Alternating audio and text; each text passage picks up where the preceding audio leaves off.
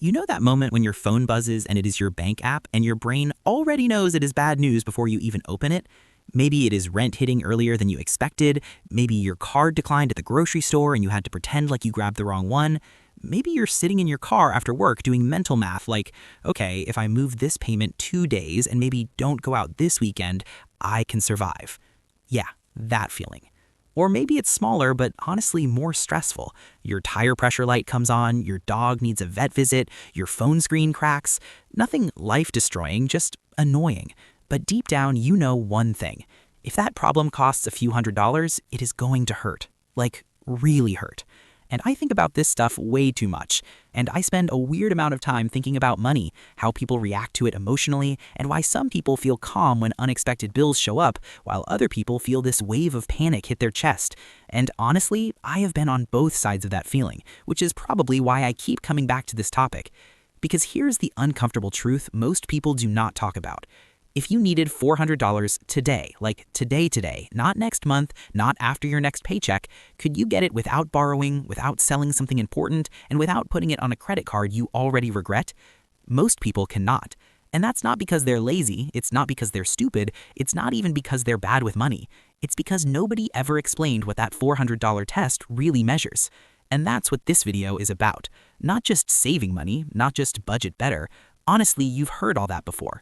This is about why that tiny number, $400, is secretly measuring your stress level, your freedom, your future choices, and even your confidence. By the end of this, I want you to see emergency money differently, not as this boring adult responsibility, but as something that quietly changes how you walk through life. So why 400, and why do so many people fail it? Let's talk about it. So first, let's clear something up. $400 is not some magical number. It's not like economists sat in a room and were like, yes, this is the exact line between chaos and peace. It's more like a snapshot of real life. Think about common emergencies. Car repair, often $300 to $600, medical copay plus medicine, $200 to $500, travel for family emergency, few hundred, broken appliance, yeah, you get the idea.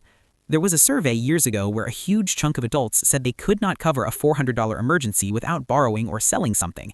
And honestly, when I first heard that, I thought, that sounds high. Then I started paying attention to real people, friends, coworkers, family. And yeah, it tracks. I had a friend whose car battery died in a parking lot after work. Not dramatic, not catastrophic, just dead. Tow plus battery replacement was about $380. He sat in his car for like 20 minutes before calling anyone, not because he didn't know what to do, because he was doing that mental spiral. You know the one. If I pay this, my rent buffer is gone. If I don't fix it, I can't get to work. If I use credit, I'm deeper in the hole. That's the $400 test in real life. Not dramatic, just stressful. Why it matters?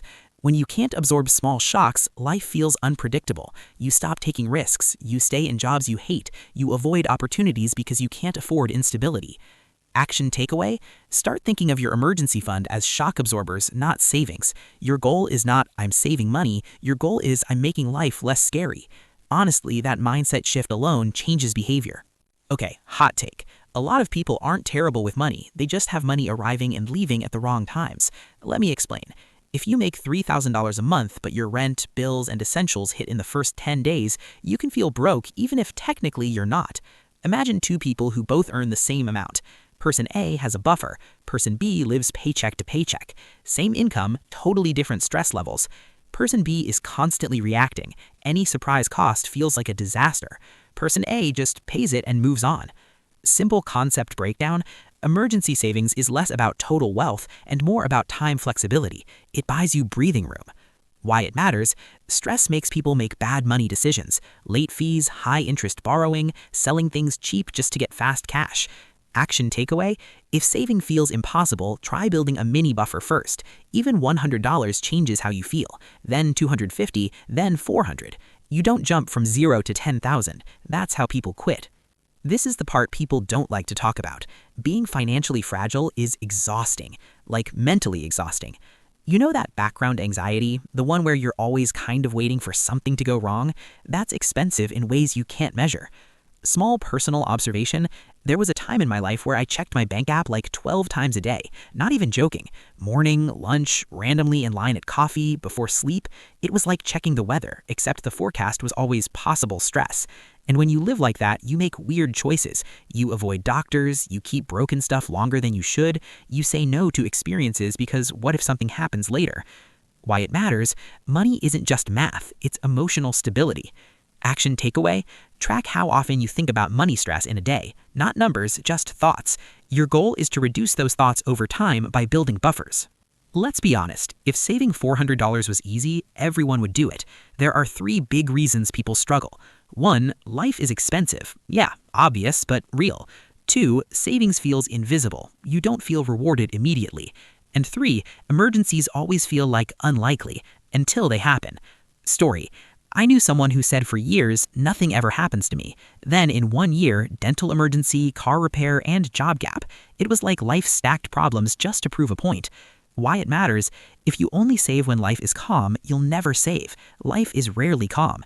Action takeaway, automate tiny savings, even if it feels stupid small. Consistency beats motivation, every time. This one surprised me when I first noticed it. People with even small emergency funds act differently. They negotiate better, they quit toxic jobs faster, they say no more easily. Why? Because they're not operating from fear. Example, someone with 0 buffer hears, "We need you to stay late unpaid." They might say yes because they feel trapped. Someone with savings might say, "No, I cannot." That's power. Why it matters, emergency money isn't just survival money, it's choice money. Action takeaway, every dollar saved is a tiny piece of future freedom. Sounds cheesy, but it's true. Once you pass the $400 mark, something weird happens. It gets easier, because emergencies no longer erase you back to 0. If you save $400, then spend $300 on an emergency, you still have $100. That psychological difference is huge. You're no longer starting from nothing.